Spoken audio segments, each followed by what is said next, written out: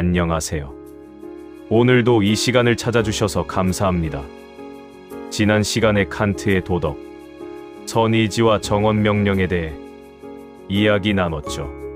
아무도 알아주지 않아도 결과가 어떻든 옳은 일을 하려는 그 마음이 인간이 가진 가장 위대한 것이라는 이야기가 마음에 남으셨나요? 오늘은 그 이야기에서 한 발짝 더 들어가 볼게요. 오늘의 주제는 칸트의 의무입니다. 의무라는 말, 어떻게 느껴지세요? 무겁고 딱딱하고 마지못해 해야 하는 것 같은 느낌이 드시나요? 그런데 오늘 칸트의 이야기를 들으시면 의무가 완전히 다르게 느껴질 거예요. 오히려 의무 속에 자유가 있고 의무 속에 존엄이 있다는 걸 발견하실 거예요. 처음엔 역설처럼 들리죠. 의무 속에 자유가 있다니요. 그런데 끝까지 들어보시면 고개가 끄덕여지실 거예요. 먼저 이런 장면을 떠올려 보세요. 아이가 어릴 때 새벽에 열이 펄펄 끓으며 울었던 날이 있으셨을 거예요. 얼마나 피곤했는지, 몸이 얼마나 무거웠는지 생각해 보세요. 그래도 일어나서 아이 곁을 지켰잖아요. 누가 시켜서가 아니에요. 해야 하는 일이었으니까요. 그 순간 무겁게 느껴졌나요? 아마 그랬을 거예요. 그런데 돌이켜보면 그 순간이 힘들었던 기억이면서 동시에 아주 충만했던 기억이기도 하지 않으신가요? 내가 해야 할 일을 다 했다는 그 고요한 만족감. 아무도 칭찬해주지 않아도 아이는 나중에 기억도 못하겠지만 그 순간만큼은 내가 나로서 완전했던 것 같은 느낌이요. 칸트는 바로 그 순간을 가리키며 말해요. 그게 의무예요. 그리고 그 의무를 다했을 때 그 충만함이 바로 자유예요. 칸트에게 의무란 무엇일까요? 칸트는 의무를 이렇게 정의해요. 도덕 법칙에 대한 존경심에서 나오는 행동의 필연성. 어렵게 들리죠? 풀어서 이야기할게요. 의무는 두려움에서 나오는 게 아니에요. 잡힐까봐, 욕먹을까봐, 벌받을까봐 하는 게 아니에요. 보상을 기대해서 하는 것도 아니에요. 오직 그것이 옳기 때문에, 도덕 법칙이 그것을 요구하기 때문에 하는 거예요. 그리고 그 법칙에 대한 존경심이 있어요. 내가 만든 법칙이 아니에요. 이성이 발견한 보편적인 법칙이에요. 그 법칙 앞에서 나는 고개를 숙여요. 그리고 그 법칙을 따라요. 그게 의무예요. 단순하게 말하면 이거예요. 하기 싫어도, 힘들어도, 손해가 되어도 옳기 때문에 하는 것. 그게 의무예요. 그런데 왜 이게 자유와 연결되는 걸까요? 우리는 보통 자유를 이렇게 생각해요. 아무것도 안 해도 되는 것. 원하는 것을 다 할 수 있는 것. 아무런 제약이. 그게 자유 아닌가요? 칸트는 말해요. 그건 자유가 아니에요. 욕망에 끌려다니는 거예요. 예를 들어 볼게요. 먹고 싶은 것을 아무 때나 먹고, 자고 싶으면 하루 종일 자고, 화가 나면 바로 표현하고. 이게 자유처럼 보이지만 사실은 욕망과 충동의 노예가 된 거예요. 먹고 싶다는 욕망이 나를 지배하고, 피곤하다는 감각이 나를 지배하고, 화라는 감정이 나를 지배하는 거예요. 반면에 먹고 싶어도 건강을 위해 절제하고, 피곤해도 해야 할 일을 하고, 화가 나도 품위를 지키는 것. 이게 욕망에서 벗어난 거예요. 내 이성이 욕망을 다스리는 거예요. 그게 진짜 자유예요. 칸트는 이걸 이렇게 표현해요. 욕망의 노예가 되지 않는 것. 이성의 주인이 되는 것이 자유예요. 그리고 의무를 지키는 것이 바로 욕망에서 벗어나는 방법이에요. 그래서 의무 속에 자유가 있어요. 이 이야기를 우리 삶으로 가져와 볼게요. 50, 60대가 되면 참 많은 유혹들이 있어요. 그리고 반대로 참 많은 포기의 유혹도 있어요. 서운한 마음의 말을 끊어버리고 싶은 유혹 몸이 힘드니까 그냥 쉬고 싶은 유혹. 나를 힘들게 한 사람에게 똑같이 해주고 싶은 유혹. 아무도 안 보니까 대충 해도 되겠다는 유혹. 이제 나이 들었으니 내 마음대로 살겠다는 유혹. 이 유혹들 중에는 당연히 따라가도 되는 것들도 있어요. 쉬고 싶을 때 쉬는 것, 내 마음대로 사는 것, 이건 나쁜 게 아니에요.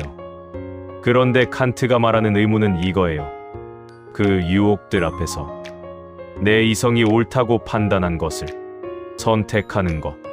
화가 나도 품위를 지키는 것, 힘들어도 약속을 지키는 것, 아무도 안 봐도 정직한 것.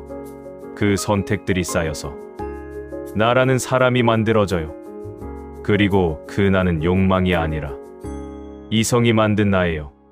그게 칸트가 말하는 자유로운 인간이에요. 칸트는 의무에 대해 이런 유명한 말을 남겼어요. 의무여, 너는 숭고하고 위대한 이름이다. 너는 아첨도 아니고 굴종도 아니며 다만 법칙 앞에 고개를 숙이는 것을 요구할 뿐이다. 이 말이 처음엔 좀 딱딱하게 들릴 수 있어요. 그런데 천천히 되새겨보면 참 감동적이에요. 의무는 아첨이 아니에요. 누군가를 기쁘게 하려고 하는 게 아니에요. 굴종도 아니에요. 두려워서 하는 게 아니에요. 다만 이성이 말하는 옳은 것 앞에서 고개를 숙이는 거예요. 그 고개 숙임 속에 존엄성이 있어요. 외부 압력에 굴복하는 게 아니라 내 이성이 인정한 법칙 앞에 스스로 숙이는 것. 그게 얼마나 고귀한 모습인지요. 여러분이 살아오면서 힘들었지만 의무를 다했던 순간들, 그 모든 순간에 그 고귀함이 있었어요. 누가 알아주지 않아도 그 순간에 여러분은 칸트가 말하는 가장 숭고한 모습이었어요. 의무와 관련해서 칸트가 또 이야기한 것이 있어요. 완전한 의무와 불완전한 의무의 구분이에요. 완전한 의무는 항상 예외 없이 지켜야 하는 것들이에요. 거짓말하지 않기, 약속 지키기, 사람을 해치지 않기, 이런 것들이에요. 어떤 상황에서도, 어떤 이유에서도 이것들은 지켜야 해요. 불완전한 의무는 해야 하지만 언제, 어떻게 할지는 상황에 따라 다를 수 있는 것들이에요. 남을 돕기, 내 재능을 발전시키기, 이런 것들이에요. 반드시 해야 하지만 모든 순간에 할 수는 없어요. 그래서 불완전한 의무예요. 이 구분이 우리 삶에서 왜 중요하냐 하면 의무 사이에서 갈등할 때 도움이 돼요. 어머니를 돌봐야 하는 의무와 내 건강을 챙겨야 하는 의무가 충돌할 때 가족을 위해 희생해야 하는 의무와 나 자신을 존중해야 하는 의무가 충돌할 때 완전한 의무가 불완전한 의무보다 먼저예요. 그리고 여기서 아주 중요한 것 하나, 내 자신을 돌보는 것, 내 자신을 존중하는 것, 이것도 의무예요. 칸트는 자신을 함부로 대하는 것, 자신의 존엄성을 스스로 무시하는 것도 도덕적으로 잘못이라고 했어요. 여러분이 너무 오래 자신을 뒤로 밀어온 것, 너무 오래 자신보다 다른 사람을 먼저 생각해온 것, 이제는 자신을 돌보는 것이 의무라는 것을 기억하세요. 칸트가 그걸 허락해줬어요. 칸트 자신이 의무를 어떻게 살았는지 이야기해 볼게요. 칸트는 80년이 넘는 생애에서 거의 매일 같은 일과를 반복했어요. 정해진 시간에 일어나고, 정해진 시간에 강의하고, 정해진 시간에 산책하고, 정해진 시간에 글을 쓰고, 정해진 시간에 잠들었어요. 이 규칙적인 생활이 의무의 실천이었어요. 강의실에서 칸트는 아주 성실했어요. 아무리 체력이 좋지 않아도, 날씨가 나빠도 강의를 빠지는 일이 거의 없었어요. 학생들에게 한 약속이니까요. 노년의 기억이 흐려지고 몸이 쇠약해졌을 때도 손님이 오면 힘을 내어 일어나 맞이했어요. 인간성이 나를 일으켜 세운다고 말하면서요. 그것이 의무였으니까요. 다른 사람을 존중하는 의무요. 그 모습이 참 감동적이에요. 몸이 힘들어도 마음이 내키지 않아도 의무이기 때문에 하는 것. 그 고요한 실천이 칸트의 철학 그 자체였어요. 의무 이야기를 조금 더 깊이 들여다볼게요. 칸트는 의무를 이야기하면서 아주 중요한 구분을 해요. 의무에서 나온 행동과 의무에 맞는 행동의 차이예요. 의무에 맞는 행동은 결과적으로 올바른 행동이에요. 예를 들어 가게 주인이 손님에게 거스름 돈을 정확하게 돌려줘요. 이건 의무에 맞는 행동이에요. 그런데 왜 그랬을까요? 혹시 단골 손님을 잃기 싫어서? 나쁜 소문이 날까봐? 그렇다면 이건 이익을 위한 행동이에요. 의무에 맞긴 했지만 의무에서 나온 건 아니에요. 반면에 의무에서 나온 행동은 달라요. 아무도 보지 않아도, 손해가 되어도, 비용이 들어도 그냥 그게 옳기 때문에 하는 거예요. 이게 칸트가 말하는 진정한 도덕적 행동이에요. 이 차이가 왜 중요한지 우리 일상으로 가져와 볼게요. 아이들에게 잘 해주는 것. 혹시 나중에 내가 늙었을 때 잘 해줄 것을 기대해서인가요? 아니면 그냥 아이들이 소중하고 부모로서 해야 할 일이기 때문인가요? 친구에게 어려울 때 도움을 주는 것. 언젠가 내가 필요할 때 도움받을 수 있을 것 같아서인가요? 아니면 그냥 그 사람이 어렵고 도울 수 있는 내가 도와야 하기 때문인가요? 칸트는 두 번째 이유에서 나오는 행동이 진정한 도덕적 행동이라고 해요. 그리고 그런 행동을 할 때 우리는 가장 자유롭고 가장 존엄한 인간이에요. 삶을 돌아보면 우리는 이미 많은 순간 그렇게 살아왔어요. 아무도 보지 않는 곳에서 정직했던 순간, 손해를 보면서도 약속을 지켰던 순간, 피곤하고 지쳤는데도 가족 곁을 지켰던 순간 상처받았어도 상대방을 먼저 생각했던 순간, 그 순간들을 기억해 보세요. 그 순간들이 다 의무에서 나온 행동들이에요. 칸트가 말하는 가장 고귀한 행동들이에요. 그리고 그 행동들이 지금의 여러분을 만들었어요. 의무는 무거운 짐이 아니에요. 의무는 내가 나답게 사는 방식이에요. 욕망에 끌려다니는 게 아니라 이성이 이끄는 대로 사는 것. 그 속에 자유가 있고 그 속에 존엄이 있어요. 마지막으로 한 가지 이야기를 더 드릴게요. 칸트는 의무를 이야기하면서 한 번도 그것이 쉽다고 말하지 않았어요. 의무는 어려워요. 욕망을 이기는 것은 항상 힘들어요. 감정을 넘어서는 것은 언제나 버거워요. 그런데 칸트는 이렇게 말해요. 바로 그 어려움 때문에 의무가 가치 있는 거예요. 쉽게 할 수 있는 것에는 도덕적 가치가 없어요. 어렵지만 해내는 것, 하기 싫지만 해야 하기 때문에 하는 것, 그 속에 진짜 도덕적 가치가 있어요. 여러분이 살아오면서 힘들었지만 버텨온 순간들, 포기하고 싶었지만 계속한 것들, 다 칸트가 말하는 의무의 실천이에요. 그 순간들이 빛났던 건 쉬웠기 때문이 아니라 어려웠음에도 해냈기 때문이에요. 그 빛을 잊지 마세요. 여러분 삶의 가장 아름다운 순간들은 가장 쉬웠던 순간이 아니라 가장 힘들었지만 해냈던 순간들이에요. 오늘은 칸트의 의무감이 우리를 어떻게 자유롭게 하는가에 대해 이야기했습니다. 의무는 강요가 아니에요. 의무는 내 이성이 옳다고 말하는 것을 따르는 것이에요. 그래서 의무를 다할 때 우리는 욕망의 노예가 아닌 이성의 주인이 돼요. 그게 자유예요. 그리고 그 자유 속에 인간의 존엄성이 있어요. 다음 시간에는 칸트의 아름다움은 왜 우리를 하나로 만드는가에 대한 이야기를 나눌 거예요. 꽃을 보면서 왜 아름답다고 느끼는지, 음악을 들으면서 왜 눈물이 나는지, 그 감동의 철학적 의미를 함께 풀어볼게요. 칸트의 이야기 중에 가장 따뜻하고 감성적인 편이 될 거예요. 오늘도 끝까지 함께 해주셔서 감사합니다. 구독과 좋아요, 그리고 이 이야기가 마음에 닿으셨다면 소중한 분들과 나눠주세요. 다음 주에 만나요. 고맙습니다. 칸트의 의무론이 탄생한 역사적 배경도 한번 생각해봐요.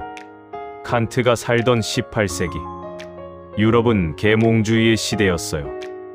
이성의 힘으로 세상을 바꿀 수 있다는 낙관주의가 가득했죠.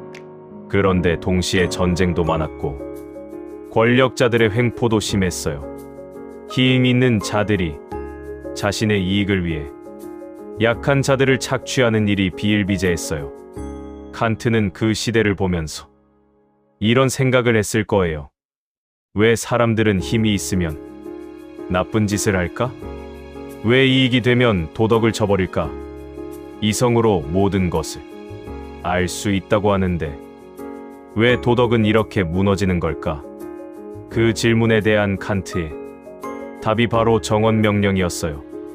결과에 상관없이, 이익에 상관없이, 힘이 있든 없든 모든 사람에게 똑같이 적용되는 도덕 법칙. 그 법칙 앞에서는 왕도, 농민도 평등해요. 부자도, 가난한 자도 똑같아요. 배운 사람도, 못 배운 사람도 다를 바 없어요. 그게 칸트 도덕 철학의 가장 혁명적인 메시지예요. 모든 인간은 이성을 가지고 있고 그 이성으로 도덕 법칙을 알 수 있고 그 법칙 앞에서 모두가 평등해요. 누구도 다른 사람보다 도덕적으로 우월하지 않아요. 왕도 의무를 지켜야 하고 권력자도 정언명령 앞에서는 예외가 없어요. 이 평등성이 얼마나 중요한 메시지인지 생각해봐요. 지금 우리 시대에도 여전히 필요한 말이에요. 칸트의 의무론에서 오해받기 쉬운 부분을 한 가지 더 짚어볼게요. 칸트가 감정을 무시했다고 오해받을 때가 있어요. 의무만 중요하고 감정은 필요 없다는 식으로요. 그런데 칸트는 감정을 부정한 게 아니에요. 칸트는 공감하는 마음, 따뜻한 마음이 도덕적 행동을 도와준다는 것을 인정했어요. 다만 그 감정이 도덕의 근거가 되면 안 된다는 거예요. 왜냐하면 감정은 변하거든요. 오늘은 기분이 좋아서 친절하게 대하고 내일은 기분이 나빠서 냉정하게 대한다면 그 친절은 진짜 도덕적 행동이 아니에요. 도덕은 날씨처럼 변해선 안 돼요. 언제나 일관되게 감정이 어떻든 상관없이 작동해야 해요. 그러니까 칸트의 말은 이거예요. 감정은 소중해요. 그런데 도덕의 기준은 감정이 아니라 이성이어야 해요. 따뜻한 마음은 좋아요. 그런데 그 따뜻한 마음이 없어도 옳은 일은 해야 해요. 이 말이 여러분 삶에 어떻게 닿는지 느껴보세요. 사랑하는 마음이 식었다고 느껴질 때도, 가족에게 서운한 마음이 들 때도, 몸이 지쳐서 아무것도 하기 싫을 때도 의무는 그 자리에 있어요. 그 의무를 따라가는 것이 때로 감정보다 더 믿을 수 있는 나침반이 돼요. 칸트의 의무론이 지금 우리 삶에서 어떤 의미인지 한 가지만 더 이야기하고 마칠게요. 우리는 살면서 많은 것을 선택해요. 매 순간 수많은 작은 선택들을 해요. 오늘 일어날까 말까, 전화를 받을까 말까, 먼저 사과할까 말까, 약속을 지킬까 말까.